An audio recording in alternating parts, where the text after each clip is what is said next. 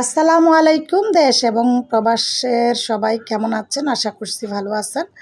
তো সন্ধ্যার আজকে হচ্ছে নাস্তা করব, গিফটে আসা নাস্তা দিয়ে সন্ধ্যার চা খাবো, নাস্তা করব। তো সন্ধ্যার নাস্তায় কী কী থাকছে সেটা আপনাদের সাথে শেয়ার করতেছি। তার আগে বলবো, ভিডিও ভালো লাগলে সবাই বেশি বেশি শেয়ার করবেন, আর নতুন পুরাতন সবাই মিলেমিশে সুন্দর সুন্দর উৎসাহিতমূলক কমেন্ট করবেন। তো গিফটে আসা নাস্তা হচ্ছে কলা, আর এই যে কলা, খুবই সুন্দর সুন্দর কলা। তারপর হচ্ছে এই যে এগুলো হচ্ছে খাজা আর কি।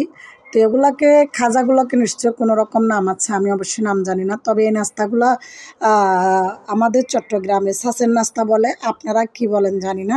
আপনাদের এলাকায় এই নাস্তাগুলোকে কী নাস্তা বলে অবশ্যই কমেন্টে জানাবেন, ঠিক আছে। আর এই খাজাগুলোর নাম কি খাজা বলে। তো যাই হোক, এখন হচ্ছে খাওয়ার পালা। আর নাস্তা ধরছি, হাতে তেল লাগছে, হাতটা মুছে ফেললাম। তো বাচ্চারা মিলেমিশে আমরা নাস্তা খেতে বসছি। এদিকে মেয়ে, এদিকে হচ্ছে আমার ছেলে। তো এরা রীতিমতো ক্যামেরায় আসতে লজ্জা পায়। তো আমি হচ্ছে সাগর কলা খাই, মানে সাগর কলা একদমই খাই না, তারপরে খাচ্ছি। আর এখানে হচ্ছে একটা চিজ ক্রিমি পন খাচ্ছি। তারপর হচ্ছে কলা খাওয়ার পর হচ্ছে আমি নাস্তা খাবো। তো কলার খোসা নিয়ে একটু দুষ্টামি করতেছি, আপনাদেরকে দেখাই দুষ্টামি আর কি। যাই হোক, কলা রেখে দিয়েছি। তো এই ছাঁচের নাস্তাটা এত পরিমাণ ফোতা হয়ে গেছে, মানে মশমশা ভাব নাই। এই নাস্তাগুলো সাধারণত মশমশা ভাব, হাতে ধরতে ভেঙে যায়, পড়লে ভেঙে যায়, কিন্তু এটা টেনে ছিঁড়তে খুব কষ্ট হচ্ছে, এতটা মানে ফোতা হয়ে গেছে, উদাই গেছে। আমাদের চট্টগ্রামের ভাষায় বলো উদাই গেছে বা ফোতা হয়ে গেছে।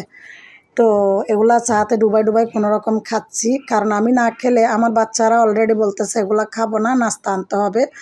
তো আমি না খেলে তো বাচ্চারা খাবে না, এই জন্য নাস্তার টাকা বাঁচানোর জন্য নিজেও খাচ্ছি, বাচ্চাদেরকেও খাওয়াচ্ছি।